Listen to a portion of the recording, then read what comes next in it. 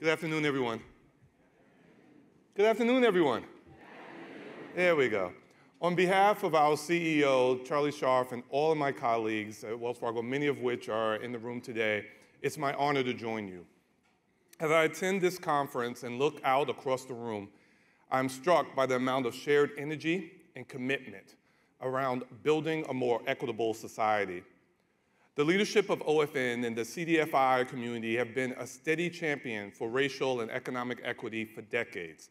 But your work during the pandemic is unparalleled. During some of the most trying years in recent history, CDFIs rose to the challenge. You accelerated capital and expertise to small business communities and individuals with a true sense of urgency. And just as importantly, you helped federal and private sector funders to get to the communities that needed it most at record time. I have to say, I know it has been a difficult time. I know it has taken a lot of energy. And to be frank, we're tired. But your labor was not in vain. And on behalf of the communities that you have served, thank you, thank you. Wells Fargo has been proud to be on the journey with you, with CDFIs for over 2 decades, but especially during these hard times. And in the face of intentional actions needed to bolster racial and ethnically diverse small businesses and housing developers. Our business is a proud lender to CDFIs. But in my role as the head of the Wells Fargo Foundation, I'm proud of the programs we've built with you and OFN. The Diverse Community Capital Program began in 2015 because we saw a need for a deliberate strategy to reach more diverse-owned businesses who weren't getting enough capital.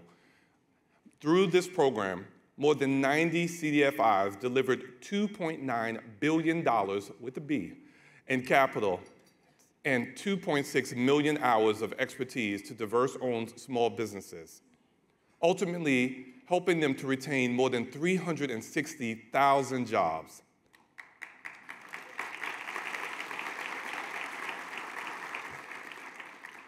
Little did we know that what we were also investing in was transformational change.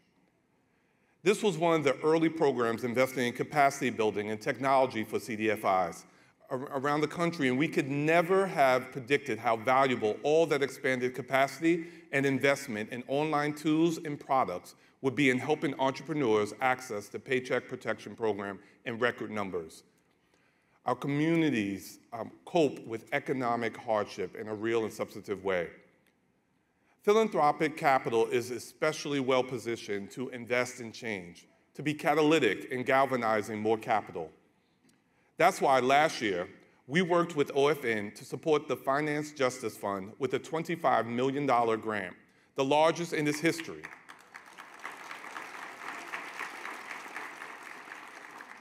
This was done as a way to further support the mission of CDFIs in economic equity.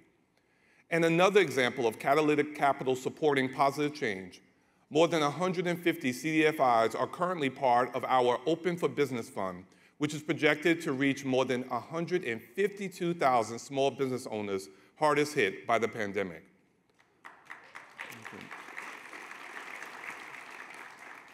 Now, looking ahead, our $40 million Growing Diverse Housing Developers Initiative, which launched this year, is intended to accelerate capital to Black and Hispanic housing developers to strengthen housing supply in local communities. There is a lot of work to be done, but it can be done working together. I again want to thank you for your leadership, for your expertise, for your resolve, for your patience. CDFIs are at the heart of transforming underserved communities and creating an economy that works for all. And we're committed to the collaboration it will take to realize that vision.